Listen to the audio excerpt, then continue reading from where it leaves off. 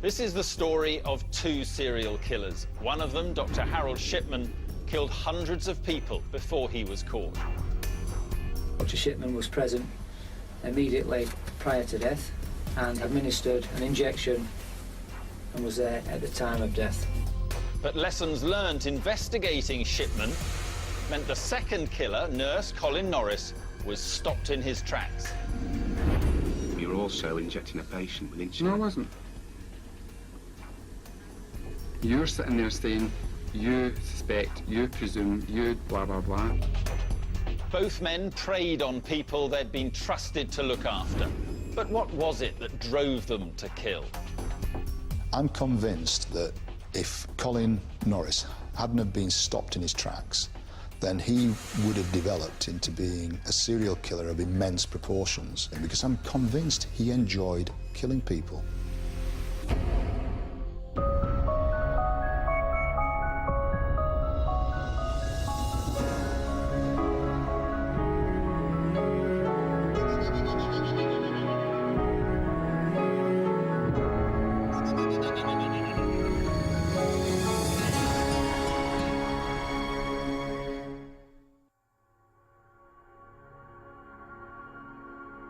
West Yorkshire, once the killing ground of Britain's most notorious multiple murderer, Dr. Harold Shipman.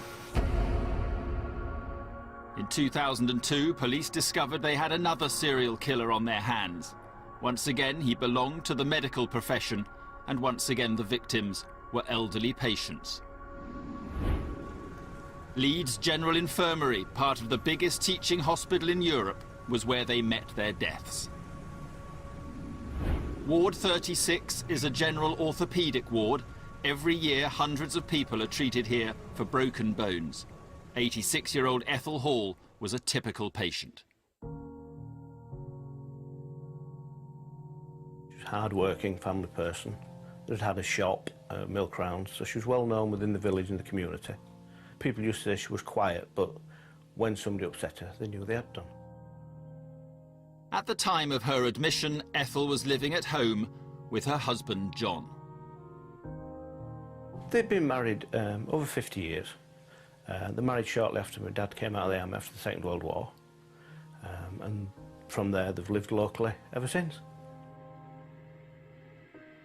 She fell and broke her hip, so they rushed her into Leeds for a hip repair, which should have been a straightforward operation. 5 days after the surgery, Stuart visited his mother in hospital. Oh, she was recovering well. She'd been sat in the chair, done a little bit of walking, talking, you know, reasonably active. She just wanted to come home. She was ready for home. She'd been in there long enough, she said. That evening, Ethel took some painkillers and settled down for what she and her family thought would be an uneventful night.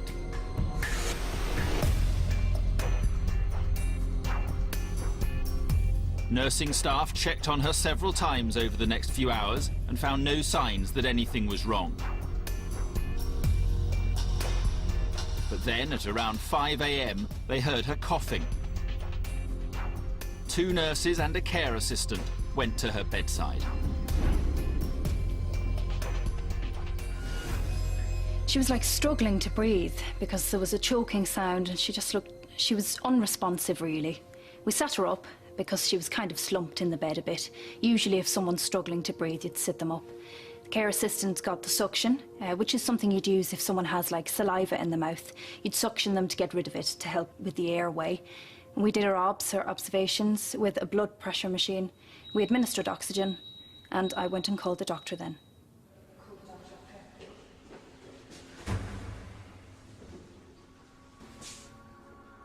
Doctors were baffled. A patient on the road to recovery had suddenly gone into a coma. They ordered a blood test and discovered that her blood sugar or glucose level was so low that her brain had shut down. This might be expected in a diabetic patient whose body can't control blood sugar, but Ethel Hall did not suffer from diabetes. It was early one morning, early in the morning, and they rang and just said mother had taken a turn for the worst and could we go down? So I rang my father and went straight down. I think you're in shock and you don't know what to say. You just got to sit and watch. After several hours, doctors did manage to get Ethel's blood sugar level back to normal, but by then, it was too late. Her brain was permanently damaged. We went and had a talk to a doctor in a separate room, and she said that Mum had a serious incident, but she didn't enlighten any further apart from those low blood sugars. As medical inquiries continued, one member of staff developed a worrying theory.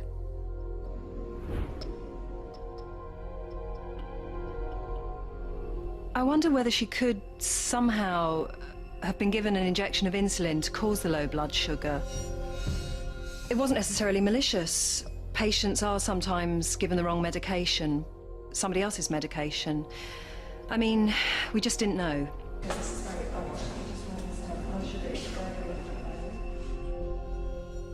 To determine whether Ethel had been injected with insulin, staff had to carry out special tests before the drug left her body. A full blood sample was ordered and senior hospital managers alerted.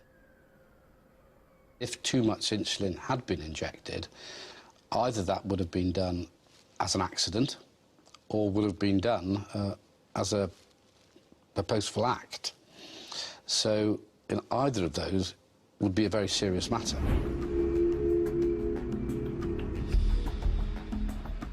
The blood samples were sent to a specialist testing centre in Surrey. There, Dr. Hall's suspicions were confirmed. Ethel had a huge amount of insulin in her system. The insulin level was above 12,000 picomoles per litre. In a healthy individual, we wouldn't expect the insulin to be above 120 picomoles per litre. So the level in Mrs. Hall's sample was 100 times more than what we would normally expect. That's a massive dose of insulin. And there's no way that MD would be taking anything like that. There are a few exceptional patients who have insulin resistance who need large doses, over 100 units maybe a day. But there is absolutely no conceivable way that you could overdose somebody with 1,000 units by chance or by accident. The conclusion was alarming. Ethel Hall must have been deliberately attacked while in her hospital bed. The police were called in. And when Ethel died a few days later, their investigation became one of murder. People die in hospital. Unfortunately, every day of the week people are dying, but they're not dying in these circumstances with a huge dose of pharmaceutical insulin in the system. That shouldn't happen, and so somebody has administered it. We've got to work out not only who's done it, but how's it happened. Insulin is not considered to be a dangerous drug, and so legally it doesn't need to be locked up. On Ward 36, all the nurses had access to a fridge containing vials of insulin. Some had gone missing on the night Ethel Hall went into a coma. So police suspicion quickly fell on the staff who had been caring for her that night. One person in particular stood out. But nurse Colin Norris had an answer for everything. Obviously, if somebody was going to kill someone, they wouldn't leave their signature, would they? What do you mean by that? To say that they were there.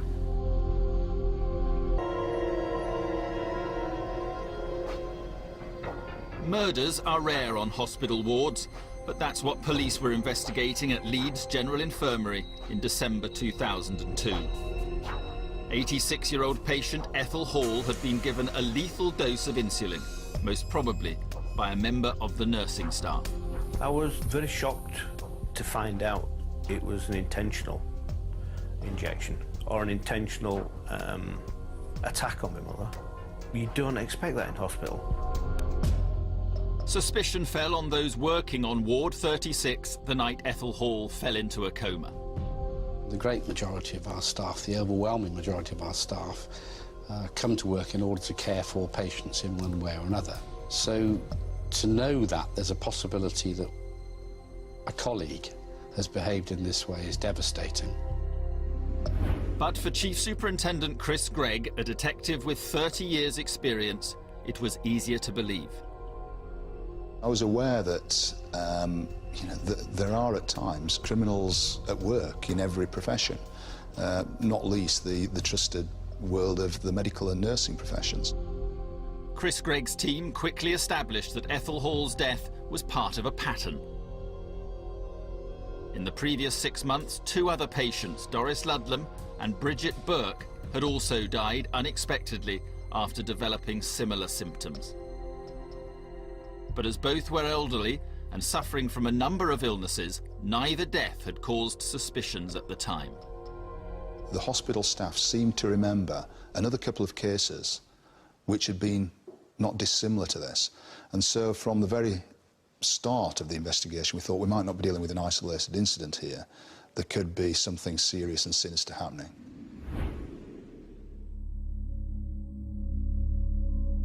The investigation team had few clues, but they were able to draw on invaluable experience.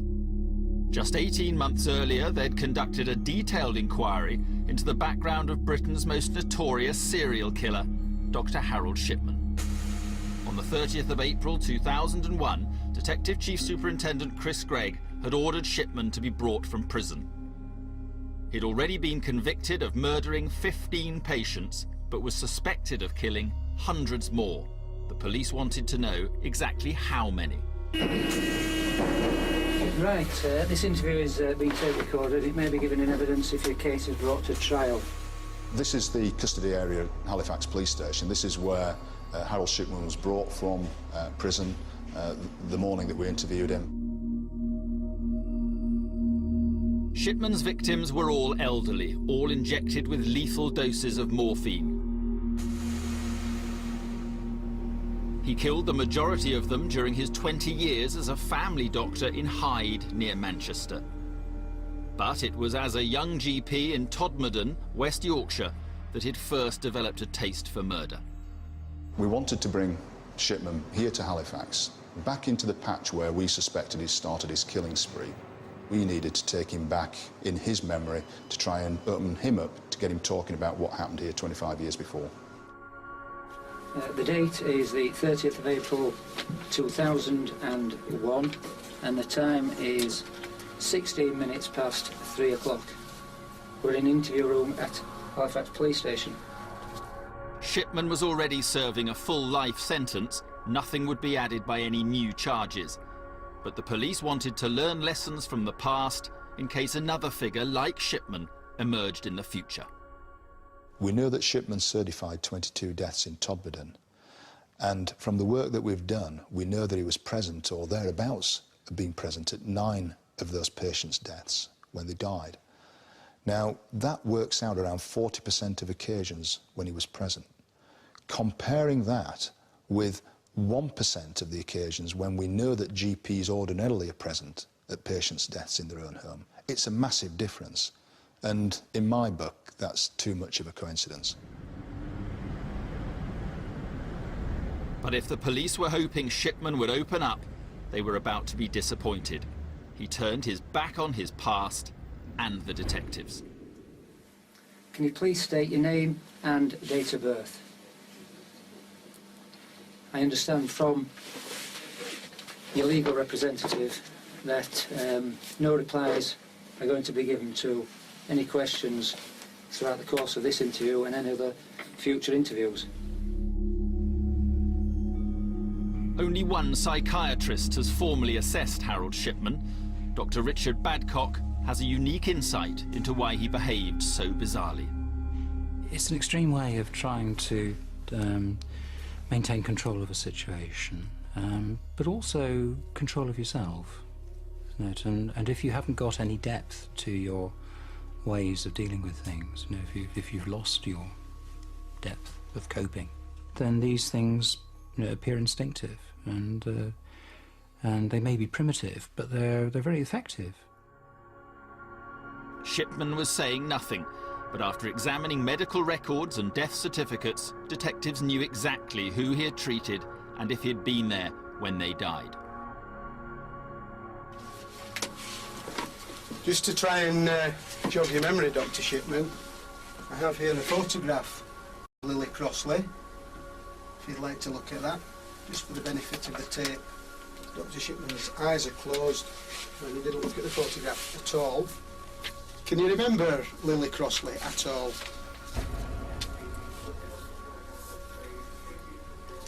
Okay, no answer. If I can also, it's going to be awkward this keeping standing up and walking around, but I think this is what we're going to have to do. You might want to just sit back a little bit and I don't keep pushing in front of you. The detectives ploughed on. We'll now move on to the next death which we've investigated. Dr. Shipman. This is in relation to the death of a lady called Elizabeth Pierce.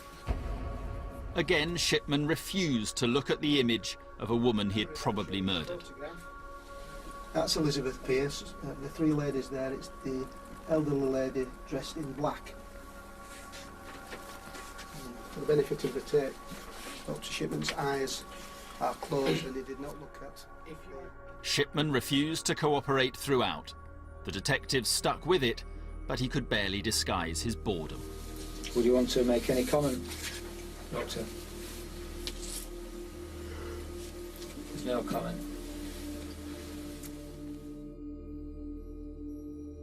West Yorkshire's investigation pointed to Shipman's involvement in at least 9 deaths in Todmorden.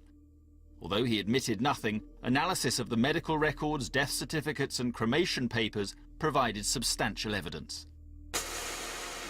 But because he was already facing the rest of his life behind bars, no further charges were laid against him. And the time is 5 (4). And that's the end of the interview. Shipman's Halifax interview ended like all the others, with no acknowledgement that he'd killed more than 250 people.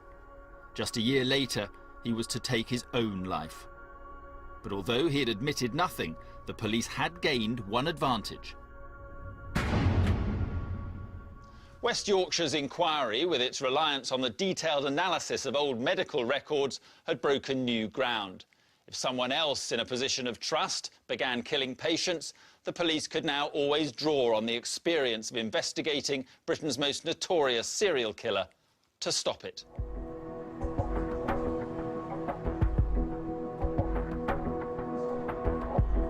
And they didn't have to wait long. Just 18 months later, in 2002, the same police team were called to investigate Ethel Hall's death at Leeds General Infirmary.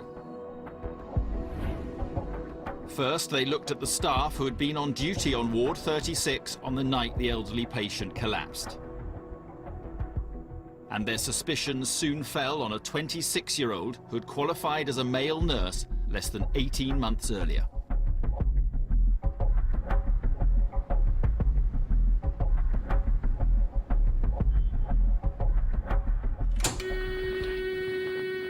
Give us your full name, please, Colin, and your date of birth. Colin Norris, 12th of the 2nd, 76. We're going to talk to you today, Colin, about you being arrested for the murder of Ethel Hall. That's you, Colin, there. And this is your movements on the ward from the 19th, from when you've come on duty. Looks like I did the most work. Norris admitted he was the last to see Ethel Hall before she went into a coma.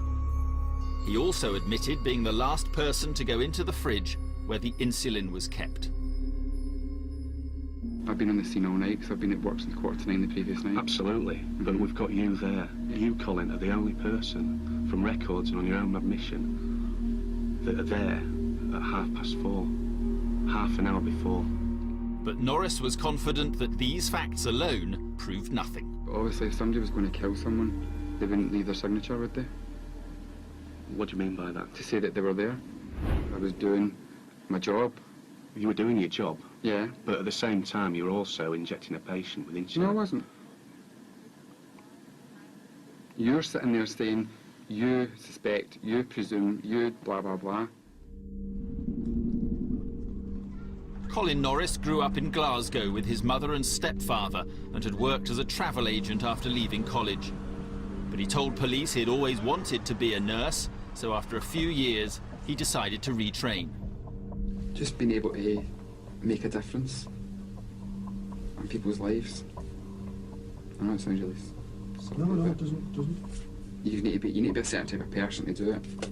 I wasn't put on this earth to sit in an office. Right. He trained at Dundee University.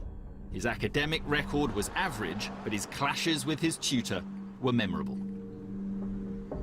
My tutor and me didn't exactly see eye to eye. I had a personality clash, basically because I had one and she never, and she was my personal tutor.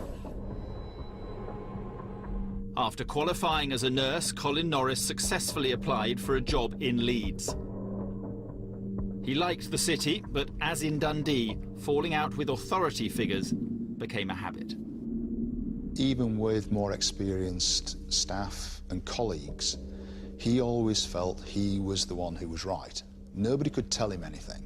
And if anyone in authority tried to tell him what to do or to challenge him in any way, he'd turn on them. And he was quite aggressive, you know, and he would be quite, you know, blunt by, you know, telling them where to stick the job almost. Despite being close to his maternal grandmother, Norris admitted finding elderly patients challenging. The smells. The smells? Mm-hmm. I couldn't get used to the smells. When I was bathing female patients, having to wash them down below, I found it difficult to start with. Especially if they were like 80s with my gran, and they might have been a bit confused and they couldn't do it themselves. But I always had a female there anyway. You should always have to have a needle on the end of it. Dr. Richard Badcock was the forensic psychiatrist who assessed serial killer Harold Shipman. We asked him to look at Norris's interview tapes. The clips of Mr. Norris's police interviews are quite interesting in the body language shown, because he does appear superficially confident and relaxed. And there's a lot of finger wagging, you know, what do you mean by this? And but I'm saying, and well, what do you expect? It would have, if you say, like, somebody came and injected me with that, I would say to somebody, wait a minute, what are you doing? Even when you're giving patients their, like, morphine for through the night or whatever, when you inject them, they do make a noise, because, I mean, have you ever been injected with anything? A lot of quite open body language, as it were, which is all designed to sort of impose his point of view or to project an air of authority. I mean, I know exactly what you're saying. So somebody would have noticed a noise from the patient, and or if the patient was asleep, they would have certainly woke up if somebody went and injected. He actually was unwittingly helping us nail him at court eventually with his lies and what he thought was being smart and clever and arrogant. It all worked against him eventually. Is there anything else you wish to say? What about this? About this? No. 15:02, conclude the interview.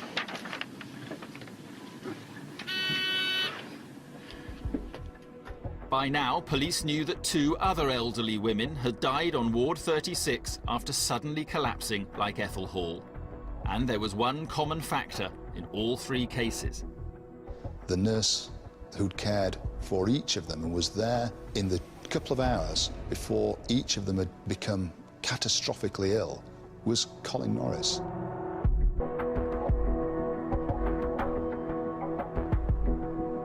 Ward 36 at Leeds General Infirmary, the place where detectives suspected that 3 people had been murdered, maybe more. All the victims had apparently been given a lethal dose of insulin, a substance normally used to save lives. Now police had to discover whether nurse Colin Norris had been using it as a murder weapon. Norris was the last person to see one victim, Ethel Hall, before she went into a coma. Statements from other staff on the ward showed he'd been behaving strangely in the hours leading up to her collapse. According to fellow nurse Ruth Sheehan, he'd even predicted Ethel's death. He said, she just doesn't look right. And I said, like, why'd you say that? Like, and he just said, I have a feeling about her. I actually said, oh God, don't say that. Like, I'm very lucky. Nobody ever dies while I'm working, which is a common thing for nurses to say amongst each other. And he said, well, someone always dies when I do nights. And then he actually said a specific time, which I did think was a bit bizarre. He actually said, I predict 5:15 as being the time Ethel Hall will become unwell.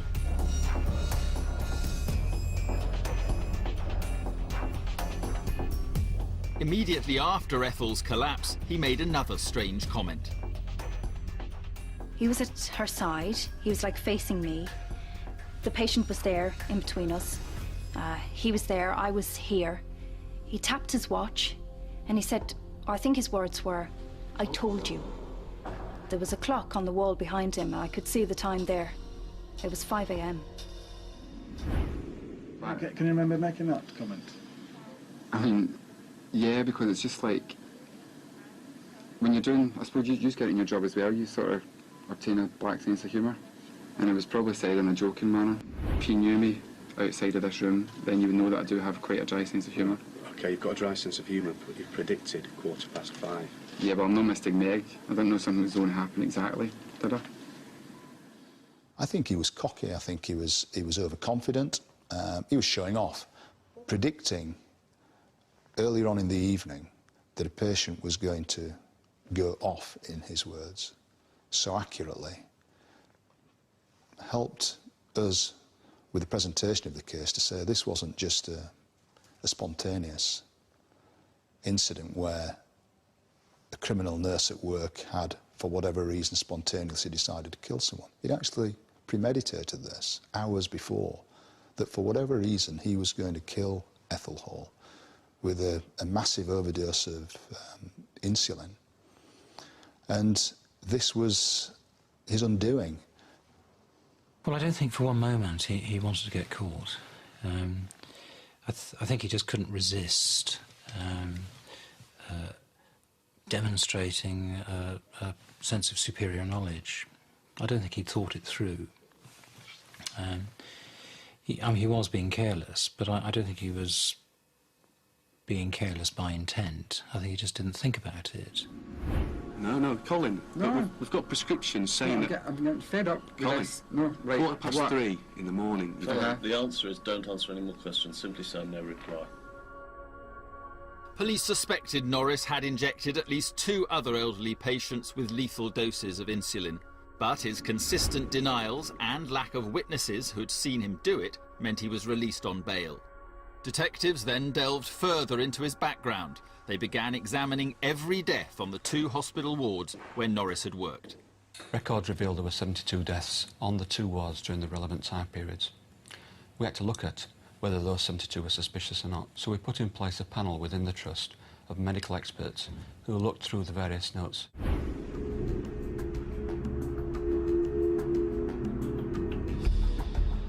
As in the Shipman inquiry, medical records held the key. The specialist medical panel recommended that patient notes relating to 18 of the 72 deaths should be reviewed by independent experts. I came to the conclusion that 5 of the cases were due either to the injection of insulin or to the administration of drugs that make you secrete insulin.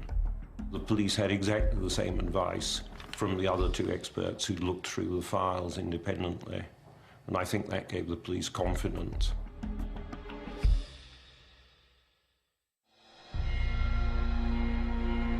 The experts confirmed that Ethel Hall, Bridget Burke and Doris Ludlam had all died from lethal injections of insulin. And they identified 2 more victims. Irene Crooks, a patient on another ward, had died from insulin poisoning, while Vera Wilby had survived an overdose, only to die of natural causes a year later. That was 4 cases of murder and 1 of attempted murder in less than 6 months, and they all shared one characteristic. The common denominator across all 5 was one person, the nurse who'd cared for each of them and was there or thereabouts in the couple of hours before each of them had become catastrophically ill was Colin Norris.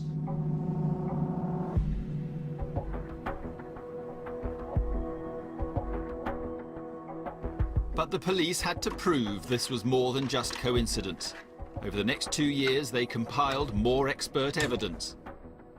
Each time they brought in Norris for questioning, he denied being involved. But on every occasion, he gave them fresh insights into his personality. Colin Norris, to look at him, was quite a small, insignificant, really, I suppose, sort of slim fella. I found him quite a personable chap on some occasions to interview. He could be chatty, he could swap conversation with him, he was absolutely fine. And then, on the other hand, what I found very sinister about him was the fact that he couldn't remember these ladies, he had no empathy for them or their families, and the fact that he tried to sort of detach himself completely from any involvement with them, save to admit his entries in the patient notes, I found unbelievable, really. But is there no one that can tell me, like your boss or anyone that can just tell me why I was arrested the first time? Well, we're not going to get into a debate about that. I'm not wanting to debate, I'm just wanting a straight answer. Well, we're not going to go down this road. Why not? It's like, because I don't want to talk about this line of questioning. But I want to talk about it. We can talk can you about get me your boss then? We can talk about it at some future stage. When what future stage? In another year and a half? He did come across as very arrogant, very confident, and could be very, very aggressive in certain situations when he chose to be. There was one occasion when clearly he was becoming more and more agitated about our line of questioning because he wasn't answering the questions. He was trying to apportion blame to other nurses rather than answering the question he was being asked, and said, you know, I don't want to be interviewed anymore, and stood up and got very aggressive and had to be told to sit down and let's carry on with the interview. Over the next few months, police carried out a painstaking analysis of staff rotas, phone records and personnel files. Who had access to the wards? Who had access to insulin? Who was on the wards at the time of each and every one of these incidents and deaths? And it was a slow process of investigation, elimination, and building the information until it presented the compelling picture that there was only one person left standing on each and every occasion. That was Colin Norris. Meanwhile, a picture of Norris was emerging that was at odds with the popular caring nurse he liked to portray himself as. Some elderly patients, like Eric Garside, had experienced his cruel streak. He's got his medals on for British Legion. He's very proud. And he loved the grandchildren. Dad was 87 years old when he had the fall. And he was very, very independent. He did everything, mostly everything for himself. One evening, shortly after he'd been admitted to hospital, Eric Garside asked staff nurse Colin Norris for some help. He asked him if he would empty his catheter bag, and Colin Norris point blankly refused and said, you're quite able to do that yourself. The bathroom is at the top end of the ward. With that, Colin Norris then went off duty and left my dad to it. And 10 minutes later, Dad had attempted to get out of bed and follow the instructions and had collapsed on the floor. He was very pale and thrashing his arms about, and so it was an ordeal for my dad. To think that, you know, these innocent elderly, mostly infirm patients were suffering at the hands of Colin Norris, it just makes me shiver.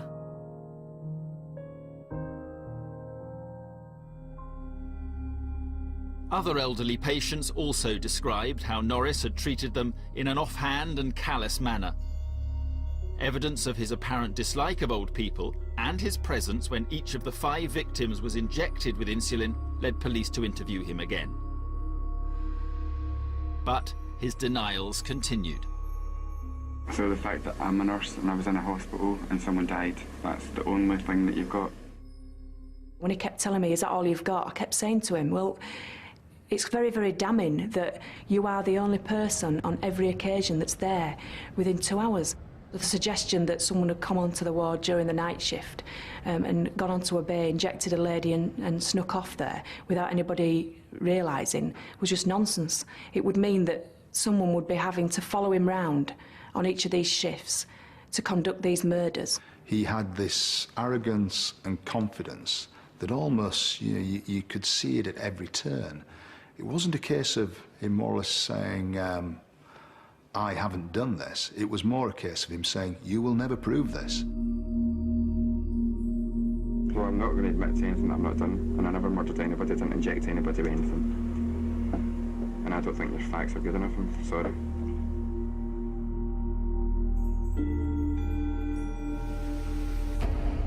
But for detectives, those facts were good enough. After a 3-year inquiry, they finally believed there was sufficient evidence to charge him with 4 counts of murder and 1 of attempted murder. For Norris, the charges came as a shock. He was so conceited all the time we were dealing with him, he never thought that it would get to that stage, I don't think.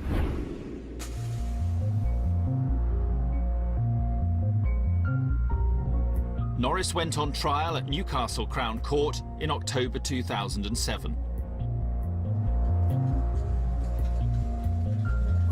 After 5 years on bail, his normally calm exterior was starting to crack. From his attitude when you watched him in court, and was stood up hammering on the windows at the judge, attacked some of the press when he came out of the court, it would appear he had a short temper. So don't know whether if somebody upset him, he would go off, in anger and do something. I don't know. But if he would attack people like the press outside when there's cameras about, what would he do on the ward? Throughout the trial, Norris was confident he'd be acquitted. When the jury convicted him by 11-1, his reaction was one of disbelief. Because we never had a witness saying they'd seen him coming out of one of the bays with a syringe in his hand, because we never had that evidence, and we had to work very, very hard to do the analytical work, to go through all the patient notes, to get the expert evidence all together. He never, ever in a million years thought that we would ever charge or convict him of this offence.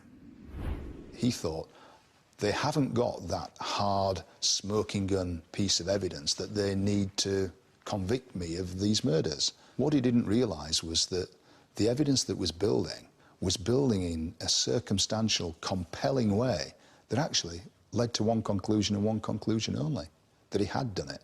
And I think he was taken aback so much when the jury convicted him at the end of the day that it was the last thing he expected. But questions remained. What made him do it? Was he motivated in the same way as Shipman? And would he have killed again? In March 2008, nurse Colin Norris was convicted of murdering 4 elderly patients and attempting to murder another. As no one had actually seen him deliver lethal injections of insulin as they slept, he thought he'd never be caught. But he was wrong. He didn't see it as a suspect being seen with a smoking gun. But what we actually had was some hard evidence, which was a blood sample from a murder victim that was full of insulin, 1,000 units of insulin in that blood sample, which was just as good as, and that's what ultimately nailed him. Like mass murderer Harold Shipman, who killed elderly patients with injections of morphine, Norris never showed any concern for his victims. He never once said that he was sorry for what had happened to these ladies, never accepted that they'd been murdered, never had any compassion for the families at all, and was more concerned about how he'd been treated over the 2 years or 3 years of the investigation prior to our getting to a position where we could charge him. You say I'm the common factor, so obviously you're blaming me for it. I'm the suspect. How did I do it? How am I supposed to have done it? Without anybody else noticing? Neither Shipman nor Norris have ever admitted the guilt or responsibility for what they've done. And I think that reflects a similarity between both of them. There's an arrogance, there's a belief that they're both superior to what they've been convicted of and the criminal justice process they've gone through. Would you want to make any comment, Doctor? No comment. Shipman and Norris shared some characteristics. Both could be charming when they wanted to be, and both had a problem with authority. Shipman preferred to work alone in his own practice, while Norris frequently clashed with his bosses. He had trouble with some supervisors because he had trouble with authority. He didn't like being told what to do. We know there was instances with his tutors where it was quite clear that he was manipulative. He'd been playing one tutor off against the other, and he'd got quite aggressive and nasty and sworn at people. Neither Shipman nor Norris ever admitted to murdering their patients, and so we can only guess why they did it. But after watching both their police interviews, Dr. Richard Badcock believes that Norris was a psychopath who killed patients simply because they got in his way. I don't think there's any indication that Mr. Norris's killings were done for deep-seated reasons, as it were. They seem to have been done more for casual, fairly immediate gratification. There's no indication that that there was any elaborate fantasizing associated with it, or that he was inducing hypoglycemia because he wanted to be seen as a hero coming to the rescue. We know that some of the victims in our case were quite demanding. One of the ladies in particular could be aggressive on occasions. They were always falling out of bed, needed the beds changing, etc., etc. So that might be a reason why, if he thought, well, you know, they take up too much of my time, that might be a motive for him to kill them. Who knows? What the motivation is, only Colin Norris would know. But I think it's something as simple as he found elderly patients irritating. We know he didn't like the placements in the geriatric units and the wards, and so something simple like just throwing bed covers off was enough to set him going. But whatever his motivation, Norris's actions had a profound effect on his victims' families. After Mum was attacked, my father's health deteriorated through the stress of the situation. He had another heart attack, and he needs support now. He's a dangerous person that knows how to murder but make it very difficult to prove. I think he needs to be kept inside. Norris killed 4 patients and tried to kill a 5th in his first year of working as a nurse.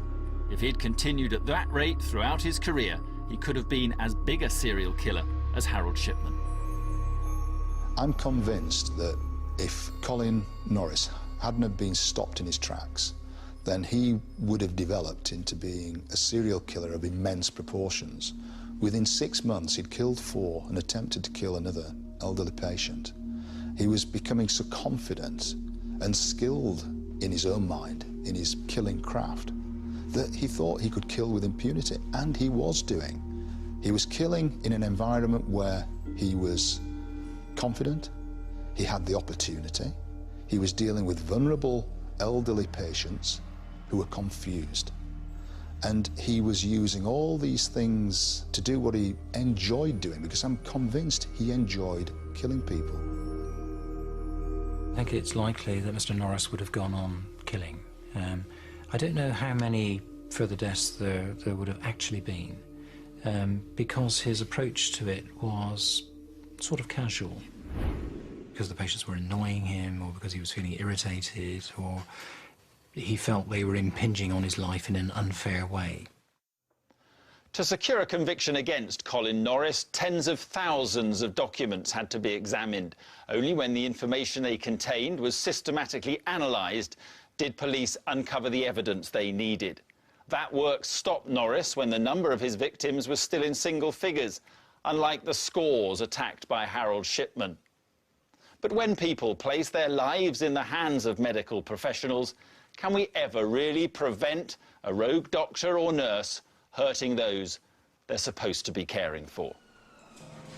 Unfortunately, there are criminals that work in lots of trusted organisations, and the medical profession is no exception to that. So whilst we stopped Colin Norris in his tracks, Shipman wasn't stopped in his tracks. Could it happen again? Possibly could. 8 years after Shipman was jailed, Colin Norris's conviction had dealt the medical profession another shattering blow. And apart from the relatives of his victims, no one was more outraged than those who'd worked alongside him. Very sad that patients died in our care, because I have a sense that we failed those patients. I personally apologise to the family. He used the position in which he was in, he used that position of trust to kill people. I can't conceive of a worse crime.